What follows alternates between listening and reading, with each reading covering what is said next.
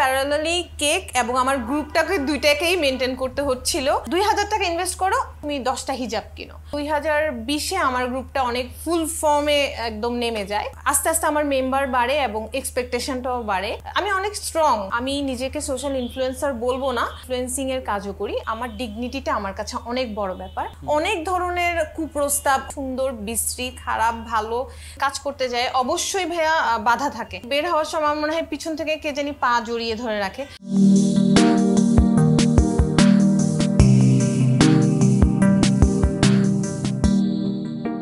আমি স্থানীয়, এখানে বলতে গেলে আমাদের কোনো বাড়ি নাই। ছোটবেলায় যখন ছিলাম ভাইয়া, তখন সবাই ঈদের ছুটিতে বাড়িতে যেত, আমি কোথাও যেতে পারতাম না। হাতে আমি অনেক কিছুই করতে পছন্দ করি।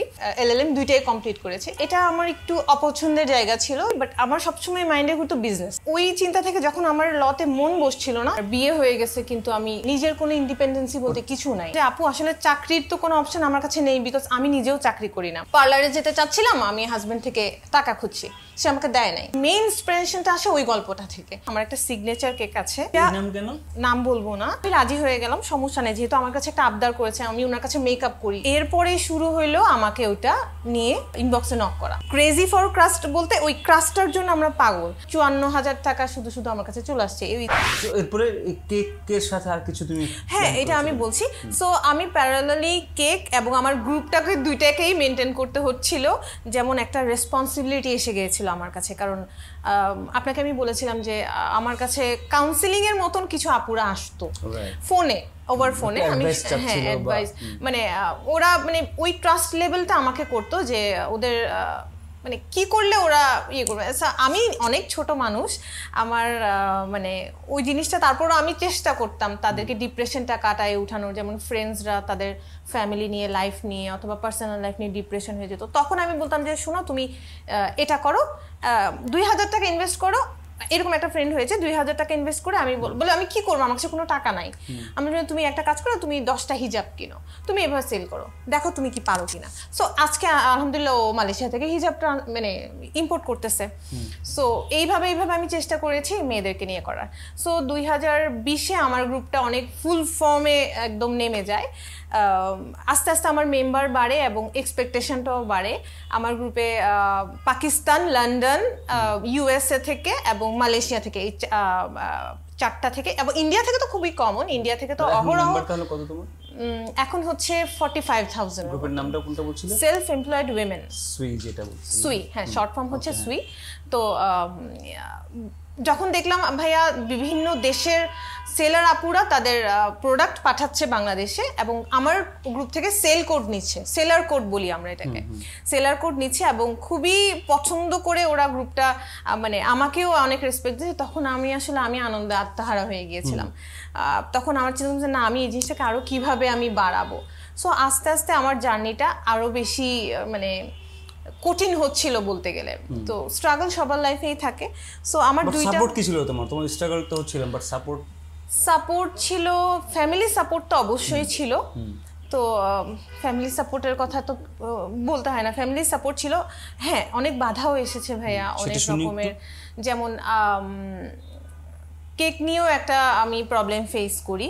একটা আপু, সে মেবি দুবাই থাকে, উনি আমার কেকের পেজটা, আমার যে সিগনেচার কেকটা ছিল ওটা নিয়ে খুবই আমার সাথে মানে একদিন হঠাৎ করে উনি দেখলাম কোথা থেকে জানি ইয়ে করলো যে এই কেকটা আমি ইনভেন্টার। সো আমি বললাম যে আপনি কোথা থেকে আসছেন, আমি তো আপনাকে চিনি না। বলছে না, এটা আমার একটা শপ ছিল চট্টগ্রামে 2 বছর আগে। আমাকে সে বলছে যে ওই শপে আমার এই কেকটা ছিল, এই কেকটা আমার। আমি বলছি ভাই, এটা তো আমার ইনভেনশন। সো আমার মাথাটা ঘুরে গেল না, মানে এই তখন আমি মানে একটু ব্রেকডাউন হয়ে গেছিলাম। কি রে, এটা তো আমার নিজের ইনভেনশন, আমার বানানো কেক, আমার এভাবে কিভাবে বলে। সো আমি অনেক রিসার্চ করে দেখলাম যে হ্যাঁ, সিমিলার টাইপের, ওটা না, আমারটা না, এরকম টাইপের কিছু একটা ওর রেস্টুরেন্টে ছিল। মেবি ওই রেস্টুরেন্টটা সে 1 বছরও চালাতে পারে নাই, সামহাও বন্ধ করে দিচ্ছে। সো তখন ওইটা আমি আবার ঘুরে দাঁড়াই। আমি বলছি না, আমি কারো কথায় তো আমি এভাবে ইয়ে করতে পারবো না। আমি তো আমি অনেক স্ট্রং, মানে আমি অনেক অ্যাম্বিশিয়াস। আমি চেষ্টা করি যে সবকিছু সেট করে, আমার নিজের প্ল্যানিংটা সেট করে করার, দেন আমি আবার ঘুরে দাঁড়াই। সো ওইটা আমার একটা ডিফিকাল্ট মোমেন্ট ছিল, তখন আমার ফ্যামিলি মেম্বার, আমার কাছের মানুষটা আমাকে অনেক সাপোর্ট দিয়েছে। তো নেগেটিভ কিছু পেয়েছো এর মধ্যে এটা ছাড়া? এটা ছাড়াও আমি যখন গ্রুপটা নিয়ে আগাই, আমি তো প্যারালালি দুইটা কাজই করছিলাম। তো আমি যখন গ্রুপটা নিয়ে আগাই তখন খেয়াল করলাম আপুরা আমাকে যেভাবে অ্যাপ্রিসিয়েশনটা করছিল, এবং আমি কিছু সোশ্যাল অ্যাক্টিভিটির সাথেও ইনভলভ হয়ে যাই। লাইক আমি নিজেকে সোশ্যাল ইনফ্লুয়েন্সার বলবো না, বাট আমি ইনফ্লুয়েন্সিংয়ের কাজও করি। আমি Chittagong club ladies beauty parlour যেটা স্যালন আছে, ওটার ব্র্যান্ড অ্যাম্বাসেডর হিসেবে আজকে 4 বছর আছি। তো খুবই বেছে বেছে আমি কাজ করি। কিছু স্ট্রাগল তো ভাইয়া আসলে বলবো কিনা আমি জানি না। লাইক একটা ভাইয়া আমাকে একদিন ফোন করে, উনি আমার ওয়েল উইশার। উনি বলল চট্টগ্রামের একটা খুবই ভালো এখন ভালো কাজ করছে, সেলিব্রিটি তো বলবো না, ইনফ্লুয়েন্সারই বলবো, অ্যাঙ্কার বলতে পারি, ওরা তো এরকম ডেসপারেটলি কাজ করছে, তুমি করছো না কেন? তখন আমি জাস্ট একটাই কথাই বলি যে ভাইয়া আমার ডিগনিটিটা আমার কাছে অনেক বড় ব্যাপার, আমি তো টাকার জন্য পানিতে নেমে যাব না। সো এটা আমি কেন বলছি আপনি বুঝতে পারছেন, কারণ এই ধরনের ইনফ্লুয়েন্সিং এর লাইনে যখন আমি এন্টার করি, অনেক ধরনের কুপ্রস্তাব, অনেক ধরনের আজে বাজে আপনার মানে সিচুয়েশনে করতে হয়, সো করে এটা করে। সো ওই রকম কারোর সাথে যখন আমাকে তুলনা করা হচ্ছিল, আমি আসলে অ্যাকচুয়ালি উনি আমার ওয়েল উইশার হলেও আমার জিনিসটা খুবই মানে আমার মন থেকে না, গায়ে লাগে না, আমার মন থেকে জিনিসটা খারাপ লাগছে যে আমি হয়তো এইসব জিনিসগুলোতে নাই বলে আমি হয়তো প্রসিড করতে পারছি না। তারপর আমি আল্লাহর কাছে শুকরিয়া করি যে না, আলহামদুলিল্লাহ আমি আমার ডিগনিটির সাথে আগাচ্ছি। আমি যেরকমই হই, আমি সুন্দর, বিশ্রী, খারাপ, ভালো, যেরকমই হই, আমি আমার ডিগনিটির সাথে আমি আগাচ্ছি।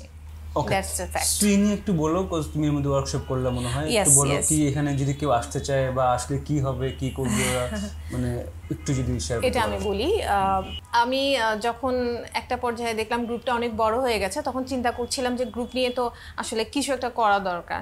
তো আমি এখন রিসেন্টলিও করেছি, আগেও করেছি, গেট টুগেদার গুলো তো গেট টুগেদার গুলো তো 3-4 বার করা হয়েছে, যেখানে আমি সব নারী উদ্যোক্তাদেরকে একসাথে একটা প্ল্যাটফর্মে, যেরকম আমি একটা গ্রুপে ওদেরকে একসাথে করেছি, সেরকম একটা ভেন্যুতে, লাইক একটা জায়গায় একসাথে করে ওদের ইন্টারঅ্যাকশনের ব্যবস্থা করেছি। লাইক একটা মানে ডে লং একটা সেলিব্রেশনের মতো করেছি। সো এইভাবে একজন একজনকে অনেকেই জানতে পেরেছে, তাদের বিজনেস মার্কেটিং হয়েছে, একজনের সাথে একজনের কথা বললে এটা হয় যেটা হয়। সো রিসেন্টলি আমি একটা ওয়ার্কশপ করছি, যেটা আলহামদুলিল্লাহ ওয়ার্ল্ড ব্যাংকের একটা প্রজেক্ট ছিল। আমি সম্পূর্ণ ফ্রি অফ কস্টে 84 জন, ফার্স্ট ডেতে 85 জন ছিল, যেটা আপনার 90-তে কনভার্ট হয়েছে। এরপর দিন 100+ হয়েছে আমার মেয়েরা। সো ওরা খুব ভালো একটা ফিডব্যাক দিয়েছে আমাকে যে আলহামদুলিল্লাহ আপু, যে আমরা অনেক বেশি খুশি হয়েছি এই ট্রেনিংটা পেয়ে। সেখানে আপনার ডিজিটাল মার্কেটিং থেকে শুরু করে বর্তমান যুগে নেটওয়ার্কিং থেকে শুরু করে ব্যাংকিং অ্যান্ড লোনের বিষয়ে যেসব মেয়েরা ফেস করে, রীতিমতো ফেস করে, ওগুলো সহ সবকিছুই কভার করা হয়েছে। এটাই। ওখানে আসতে হলে কি করতে হবে মেয়েদেরকে? অবশ্যই আমার গ্রুপে জয়েন করতে হবে আর অ্যাক্টিভ থাকতে হবে। আর যারা কোনো বিজনেসে আছেন, তারা সেলার কোড নিয়ে তাদের যোগ্যতা থাকতে হবে, পেজটার একটা স্টেবিলিটি থাকতে হবে। আমি সবকিছু চেক করি।